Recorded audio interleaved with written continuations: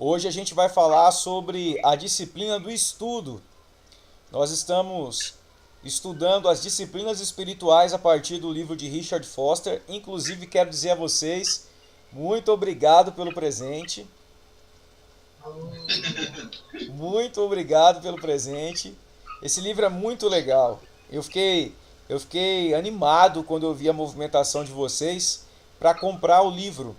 Vale a pena lê-lo no dia a dia, vale a pena se dedicar a estudar o livro, porque ele vai ajudar vocês no exercício dessas disciplinas espirituais, né? Richard Foster foi, sem nenhuma dúvida, iluminado quando ele escreveu essa obra, porque aquilo que ele apresenta nela é de uma relevância gigantesca.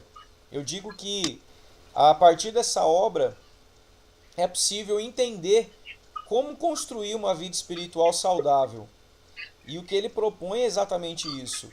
É mostrar pra gente que vida cristã não é feita de coisas que nós fazemos, mas daquilo que nós, em obediência à palavra do Senhor, nos tornamos no nosso relacionamento com Ele. Mas para que o relacionamento produza em nós transformação, as disciplinas espirituais são imprescindíveis. A vida de oração, jejum, palavra, que foram as disciplinas que vocês já entenderam até agora, né? Meditação. E hoje a gente vai falar de estudo, a disciplina do estudo, né? Bom, quero que vocês abram comigo, por favor, a Bíblia de vocês em João, capítulo de número 8, versículo 32. Alguém, por favor, abra e leia para nós aí. João 8. João 8, 32.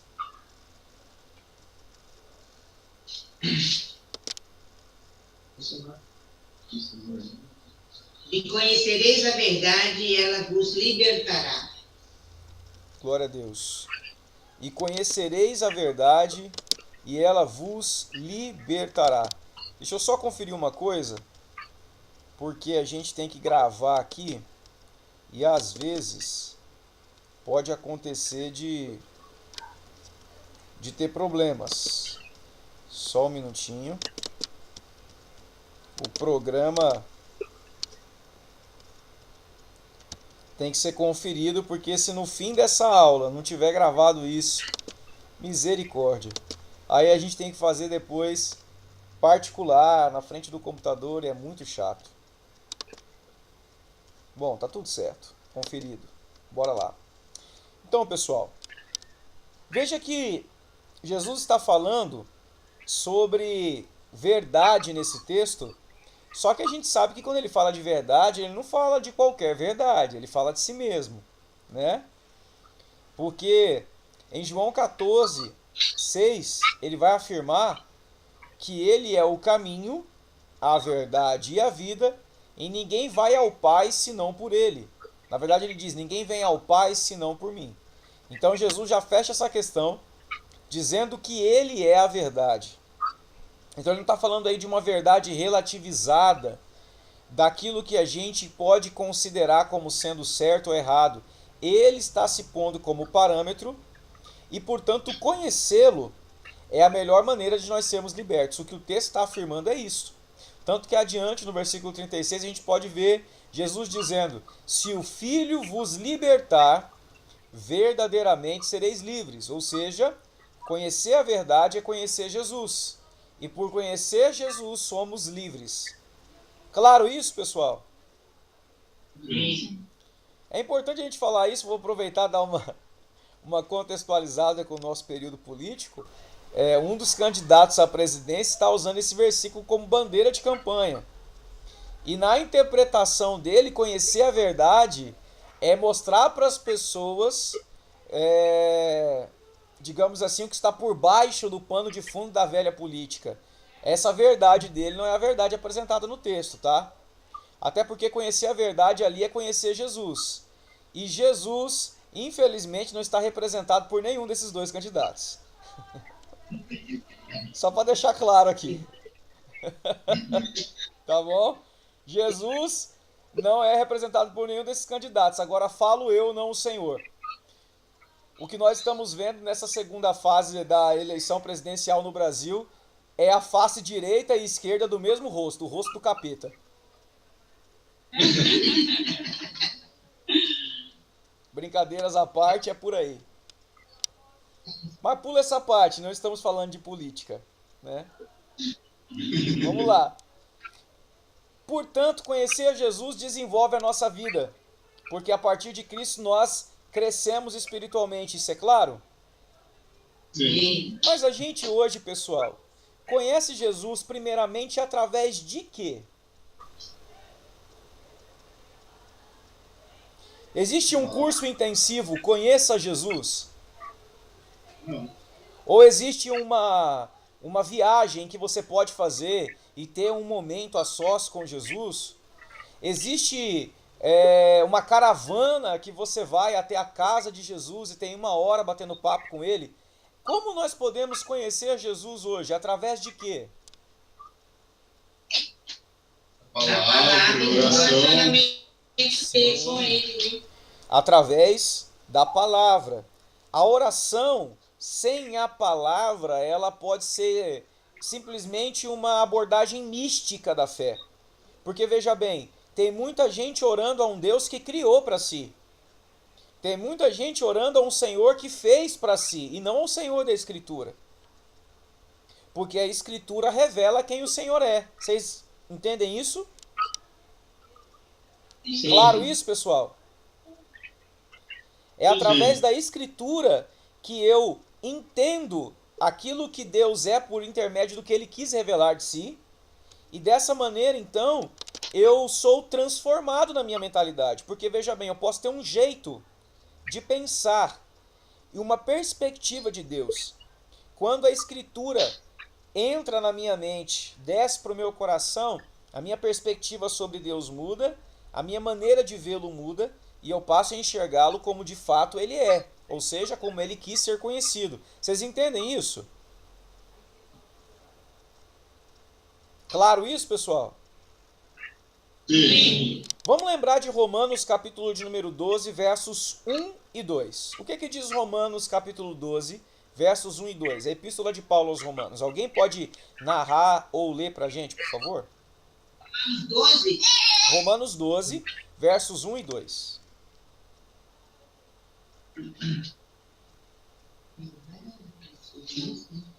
Alguém que achou já pode ler. Rogo-vos, pois, irmãos, pela compaixão de Deus, que apresenteis os vossos corpos em sacrifício vivo, santo e agradável a Deus, que é o vosso culto, e não sedes conformados com este mundo, mas sedes transformados pela renovação do vosso entendimento, para que experimenteis qual seja a boa, agradável e perfeita vontade de Deus. Então olha que legal. Paulo nos chama a nos apresentarmos como ofertas vivas. E ele diz que isso é o nosso culto racional. Mas ao explicar o que é um culto racional, ele diz que isso é fruto de uma mudança de mente, que por consequência produz uma transformação. Na verdade, a transformação, ele diz que é pela mudança da nossa mente. Transformai-vos pela renovação do vosso entendimento. Daí vem a palavra metanoia, mudança de mente. Ou seja, o estudo da palavra, o contato com ela de forma analítica, de forma minuciosa, de forma dedicada, produz em nós uma transformação. Ou seja, aqui vai o propósito principal da disciplina do estudo. O propósito principal da disciplina do estudo, assim como das demais disciplinas espirituais, é a transformação do ser. Só que como é que isso acontece no estudo? Através da mudança da mente, pelo contato com o entendimento da Escritura. Tá rápido demais ou deu para entender isso? Eu entendi. Então como é que acontece? Eu estudo a Bíblia, eu entendo a Bíblia muda o meu jeito de pensar e transforma a minha forma de viver. Isso explica, muitas vezes, a maneira como as coisas à nossa volta parecem não mudar. Quando eu falo de coisas à nossa volta, avaliemos-nos como cristãos. Vamos olhar para nós, igreja brasileira. Nós somos hoje 30% da população do Brasil, segundo o IBGE. Mas a pergunta que eu faço é, todas estas pessoas que vão à igreja assiduamente nas programações, elas de fato podem ser consideradas pessoas transformadas? Não. Eu vou emprestar aqui a alfinetada que eu dei no início, porque o momento é bem propício, não para falar de política, mas para falar de igreja, de cristianismo.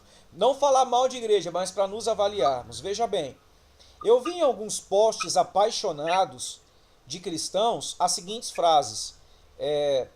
Sou pró fulano de tal porque quero o direito de me defender de bandido. Não vejo a hora de, tendo uma arma nas minhas mãos, estourar os miolos de quem invade a minha casa para ameaçar a integridade da minha família. Bandido bom é bandido morto. Isso é compatível com a mente de Cristo? Não. Então existe um Cristo que essa pessoa conhece diferente do Cristo da Escritura. Qual é a possibilidade que essa pessoa tem de mudar de mente?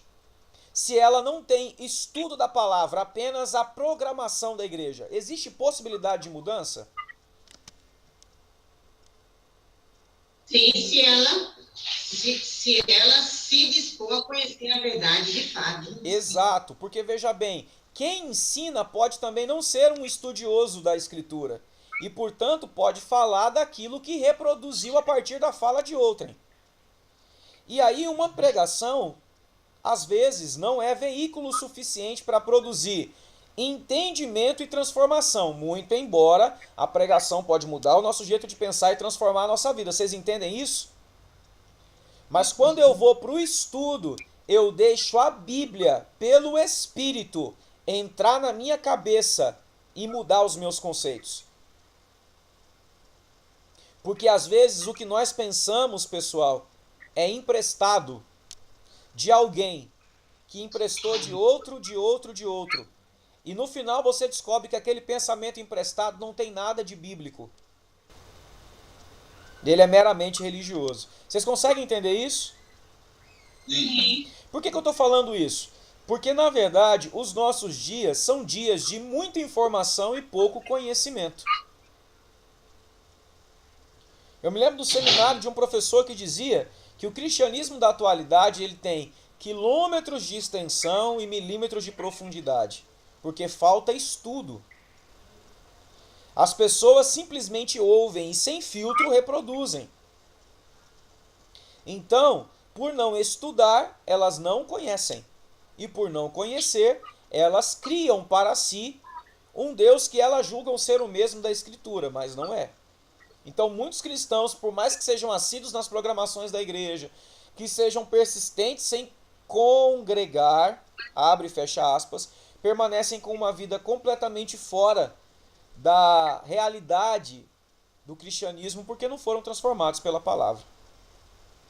Então vamos para a pergunta-chave. Se estudar é tão importante, estudar a Bíblia então é tão importante, que nós estamos falando de estudo de um modo geral e vamos entender o estudo da Escritura como parte do estudo, a pergunta que não quer calar é: o que é estudo? Né? O que é estudo? Quero ouvir vocês. O que é estudo para vocês?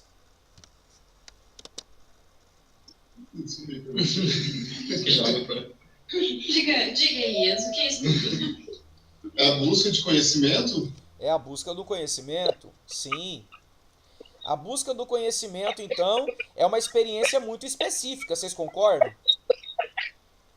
Porque ela tem um alvo. O alvo é obter conhecimento. Mas para nós que estamos em Cristo, esse conhecimento precisa gerar em nós algum tipo de mudança? Sim. Então não é só adquirir informação, é buscar o conhecimento que produz em nós transformação, certo? Sim. Então vamos lá. O estudo é uma experiência específica que nos capacita a mover a nossa mente em determinada direção. Nós não falamos que a metanoia, a mudança de mente, é fruto do conhecimento da verdade? Nós não dissemos isso? Conversa comigo, gente. Estou sozinho. Sim. Sim.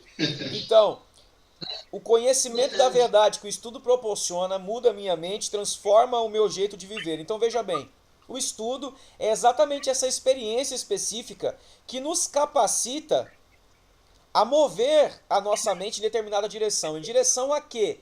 A verdade que nos foi revelada.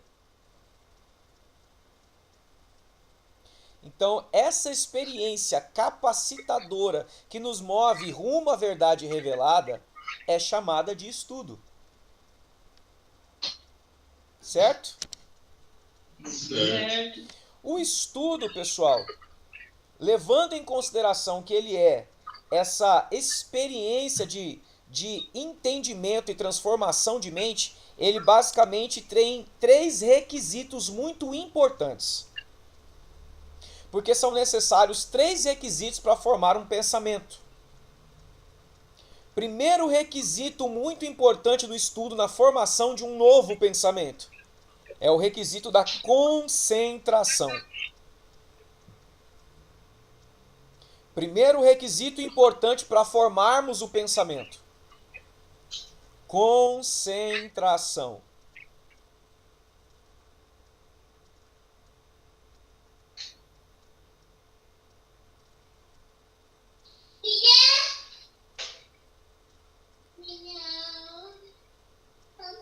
Vamos falar sobre concentração um pouquinho? Como é difícil nos concentrarmos no nosso modelo atual de sociedade. Nós somos o tempo inteiro roubados daquilo que é o nosso foco. A nossa atenção é disputada o tempo inteiro. Falamos sobre isso, inclusive, na disciplina da meditação, lembra? Que a gente não consegue se desligar porque tem celular perto, televisão, tablet, e menino gritando, cachorro latindo, vizinho, música do lado, tudo isso roubando a nossa atenção.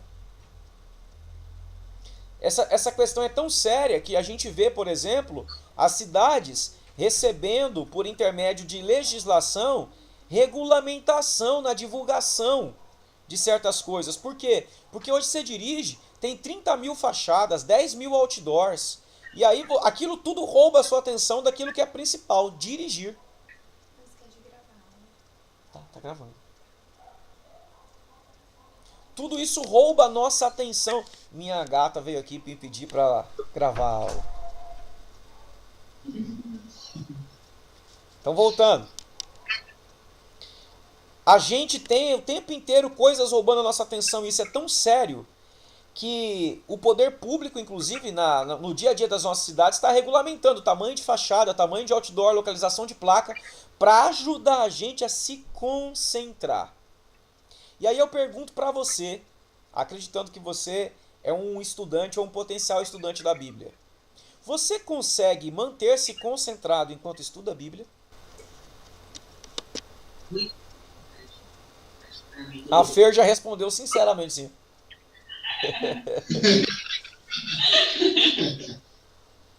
Gente, concentração é o primeiro requisito para a formação do pensamento. Por quê?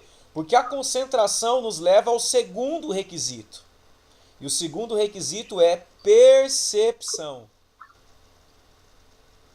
Primeiro requisito, concentração. Segundo requisito, percepção. Eu só posso perceber aquilo que eu observo. E eu só posso observar se eu me concentro.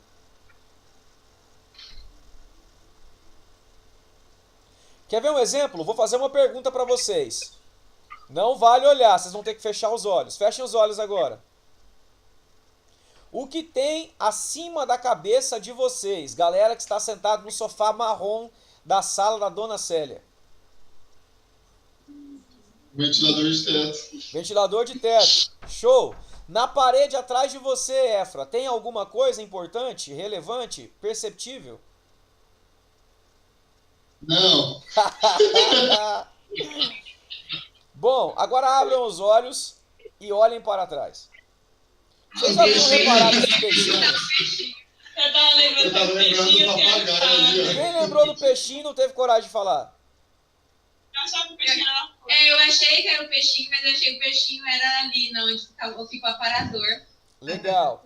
Bom, por que eu fiz essa pergunta para vocês? Porque esse ambiente já é comum para a maioria de vocês. É o ambiente em que, concentrados, vocês observam e, por observar repetitivamente, vocês são capazes de formar uma imagem sobre esse ambiente. Quando ele fez com o povo, ele desconcentrou. Então, olha só a sequência. Primeiro requisito importante para formar o pensamento: concentração. Segundo requisito, percepção, a capacidade de observar. Terceiro requisito, eu falei agorinha, mas agora vai ficar claro: repetição. Repetição? Repetição. Eu me concentro, eu observo, percepção, e eu repito.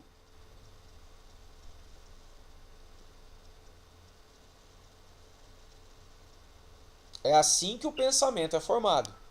Concentração, percepção, observação, basicamente, né? E repetição. Quem aqui lembra das lições de ensino fundamental ou ensino básico, de ter que repetir palavras, de ter que repetir verbos que escreveram errado? Quem lembra?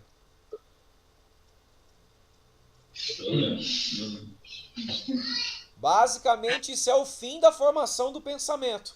Primeiro concentrado, eu percebo e depois repito. Vocês conseguem ver isso no dia a dia de vocês? Por exemplo, vou falar com a Fer, que está aí no meio da sala. Fer, como você acha que Anthony começou a aprender a falar? De ouvir a gente falando, né? É isso. Ele concentrava em você, percebia o som e o movimentar e repetia. Porque você já percebeu que tem um momento que a criança ela fica assim com a boca, ó. Enquanto a gente fala, parece que eles estão fazendo mímica. Eles estão concentrados percebendo. Porque o som associado à movimentação, ao ser repetido, se transforma em fala. Por isso, uma criança cega ou uma criança muda terá dificuldade de absorver certas questões relativas à fala. Porque em ver e ouvir está o cerne da construção da fala. Né? Então, concentro, percebo e repito. Vamos ver isso nas escrituras? Vamos ver essa dinâmica na escritura? Abre sua Bíblia, por favor. Em Deuteronômio, capítulo de número 11, versículo 18. Vamos ver o exemplo do Antigo Testamento para essa questão do estudo.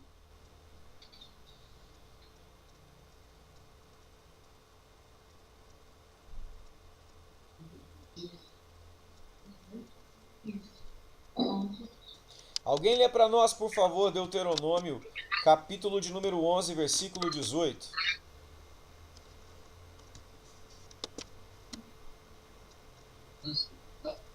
Pode ler, galera. Gravem essas minhas palavras no coração e na mente. Amarrem-nas como sinal nas mãos e prendam-nas na testa. Olha que legal. O que é que o Senhor está pedindo para Israel? Para gravar. Mas como é que eles gravariam as palavras? Amarrando-as como? Um sinal nas mãos, prendendo-as. Palma das mãos e na Testa. na testa.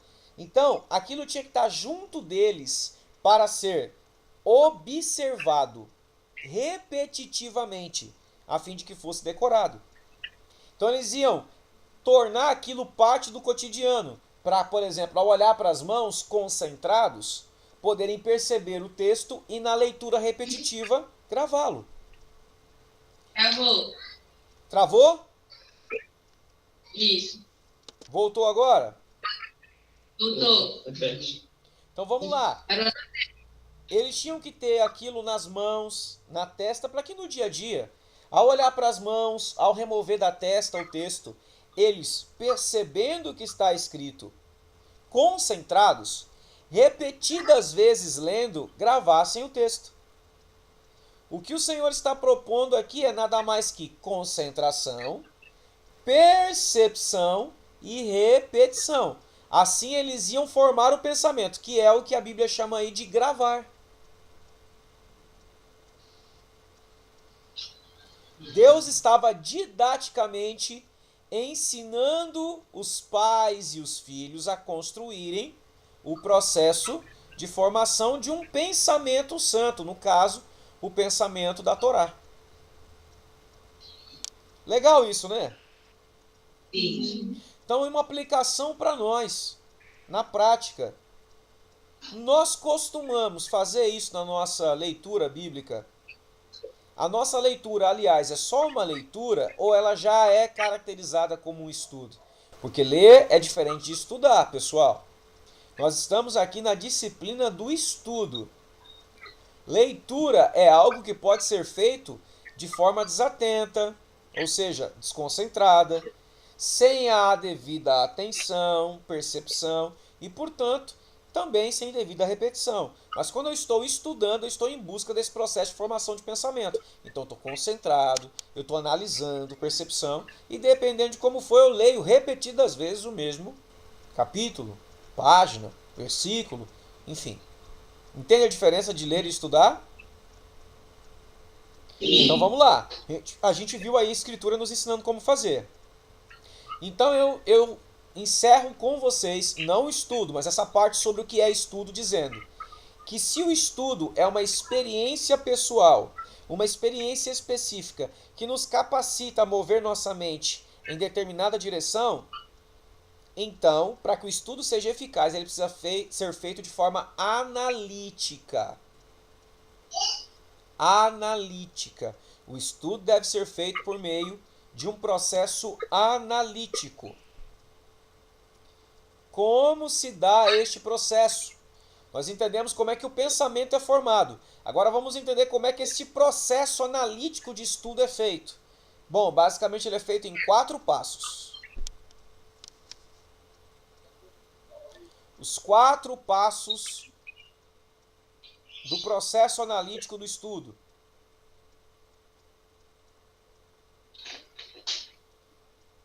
Primeiro passo: repetição. Primeiro passo: repetição. A gente leu em Deuteronômio que era para estar nas mãos, na mente, repetidas vezes ler, porque no cotidiano eles teriam contato, e gravar. A repetição, portanto, ela canaliza e cria hábitos regulares. Esses hábitos regulares, eles enraizam em nós o que precisamos aprender. Eles enraizam na nossa mente o que precisa ser aprendido. Então a repetição tem como finalidade criar um hábito e enraizar um aprendizado. Primeiro passo, repetição. Então você vai ler um livro, você vai ler a Bíblia, você vai ler uma situação, porque a gente também pode estudar uma situação, né? Aqui ler eu estou falando agora como um sinônimo de estudo, então vou substituir a palavra para não ficar confuso, porque eu já expliquei que na prática, literalmente, existe diferença entre leitura e estudo. Então vamos lá. A gente pode estudar a Bíblia, estudar um livro, estudar uma situação, estudar uma pessoa. Para que o estudo seja eficaz, a primeira coisa é preciso ter repetição. Então eu preciso mais de uma vez fazer aquilo. Porque só fazendo mais de uma vez que um hábito é criado e o aprendizado é enraizado na minha mente. Certo? A repetição por si só pode nos dar um extraordinário acesso ao novo entendimento. Ela tem um poder extraordinário de nos mostrar coisas novas. Por quê? Porque quando eu observo, por exemplo, um texto bíblico mais de uma vez, eu posso perceber coisas que antes eu não observava, porque eu lia o texto a partir de uma ótica pré-concebida. Quer ver um exemplo? Vou perguntar para vocês. Quantas vezes durante estudos como esse, a gente lê o texto para vocês e vocês, ao nos ouvirem explicar o texto, ficaram tipo assim, vamos dizer, assustados. Porque, cara, como que eu nunca vi esse texto aqui? Como que eu nunca vi isso nesse texto? Quantas vezes vocês passaram por isso? Isso está acontecendo muito. Vocês sabem que muitas dessas interpretações são resultado de repetidas leituras? Quer ver um exemplo? O texto que a gente mais gosta de apresentar para o pessoal. Atos, capítulo de número 13. O texto em que Paulo e Barnabé são separados para o apostolado. Lá, por mais de uma vez, a partir de Atos 13, você vai ver a Bíblia dizendo assim: e os apóstolos Barnabé e Paulo. Eles falam, cara, Barnabé era apóstolo? Como assim? Sim, ele é apóstolo desde que o apostolado é apostolado. E sempre esteve na Bíblia. O problema é que a gente lia com uma ótica pré-concebida. Quantos já leram esse texto? Vocês já tinham notado isso no texto? Quer ver um exemplo? Uma outra coisa. A gente aprende que ninguém sabe o dia e a hora que Jesus virá, não é verdade? Isso. Sim, que Jesus virá como um ladrão de noite, certo? Então a gente aprende que não tem como a gente de jeito nenhum nem ter noção de quando Jesus vai voltar, não é verdade? Sim. Pois é, mas será que é isso que a Bíblia diz? Abre sua Bíblia aí em 1 de Tessalonicenses, primeira epístola de Paulo aos Tessalonicenses, capítulo 5. Lê comigo o verso 1, 2, 3, 4, 5 e 6. 1 Tessalonicenses, Capítulo 5. Só para mostrar para vocês como uma leitura repetida pode mostrar algo diferente da nossa mentalidade pré-concebida. 5, verso 1, verso 5, 6. Leiam para nós, por favor, aí. 1 Tessalonicenses, capítulo 5, a partir do versículo 1. Leiam em voz alta, por favor. Caros irmãos, em relação aos tempos e épocas, não é necessário que eu vos escreva, pois vós mesmos estáis bem informados de que o dia do Senhor virá como ladrão da noite. Quando vos afirmarem paz e segurança, eis que repentina destruição se precipitará sobre eles, assim como as dores de parto tomam uma mulher grávida e de forma alguma encontrarão escape. Entretanto, vós, irmãos, não estáis vivendo nas trevas, para que esse dia, como se fosse um ladrão, vos ataque de surpresa. Porquanto vós todos sois filhos da luz e filhos do dia. Nós não somos da noite, muito menos das trevas. Assim, pois, não dormamos como os demais, mas sejamos alertas e sejamos sóbrios. Para. Agora lê de novo o versículo 1 e 2. Caros irmãos, em relação aos tempos e épocas, não é necessário que eu vos escreva. Para. Pois Em relação ao quê? tempos e épocas. Tempos e épocas de quê? Vou Da vinda do adiantar aí, Senhor. porque para saber tem que ter lido a carta inteira. Tempos e épocas da vinda. Paulo diz que não precisa explicar. Por quê? Continua o texto. Pois vós mesmos estáis bem informados de que o dia do Senhor virá como ladrão da noite. Agora para. Como um ladrão, qual é a característica? Lê certinho aí. Pois vós mesmos estáis bem informados de que o dia do Senhor virá como ladrão à noite. À noite. Então está dizendo que esse ladrão vem num período chamado de noite, certo? Sim. Vai lá no versículo 4 e vê se ele fala alguma coisa sobre dia e noite. Entretanto, vós, irmãos, não estáis vivendo nas trevas, para que esse dia, como se fosse um ladrão, vos ataque de surpresa. Que diz mais? Porquanto vós todos sois filhos da luz e filhos do dia. Nós não somos da noite, muito menos das trevas. Agora para. Pergunto para vocês. Se ele vem como ladrão de noite e quem está de noite não vai saber, e nós somos filhos do dia, e Paulo está afirmando que, portanto, não estamos em trevas, tem como a gente estar pronto ou não? Sim. Tem.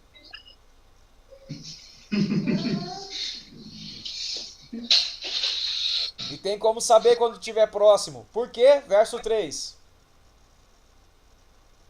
Quando vos afirmarem paz e segurança, eis que repentina destruição se precipitará sobre eles, assim como as dores de parto tomam uma mulher grávida, e de forma alguma encontrarão escape. Paulo está citando aí um tempo e uma época. Fazendo isso com uma conexão com Mateus 24, o sermão profético de Jesus. Quando os discípulos perguntaram para ele, quando saberemos que essas coisas sobrevirão? E Jesus vai narrando várias coisas, explicando-as, a fim de dar aos discípulos discernimento de tempos e épocas, para que eles não fossem pegos de surpresa.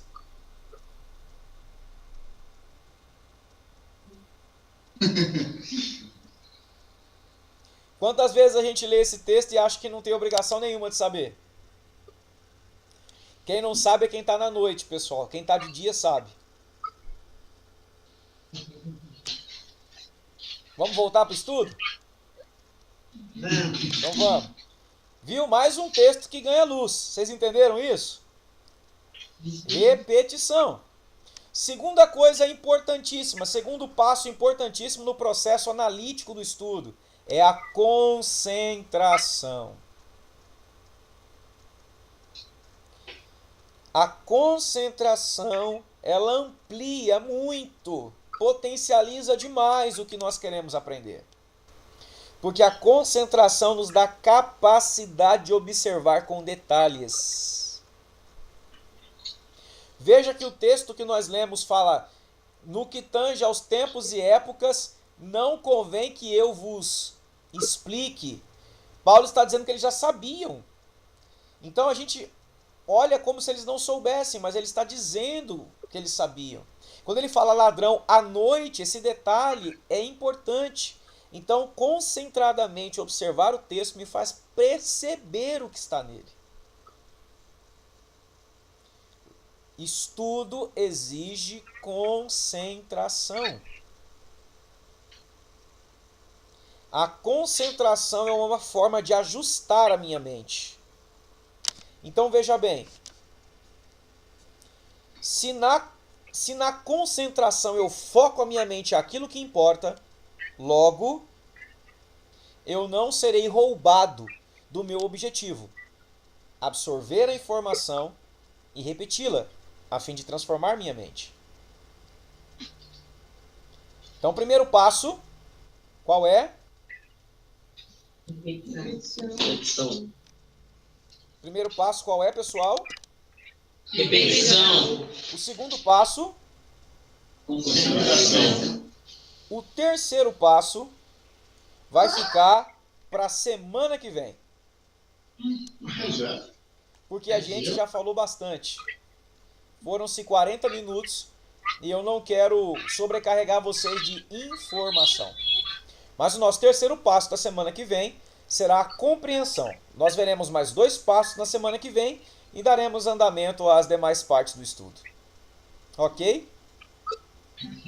Bom, eu quero dar oportunidade para vocês agora tirar dúvidas e perguntar dentro do que vocês ouviram e entendem sobre o estudo alguma coisa que porventura eu possa ajudar vocês.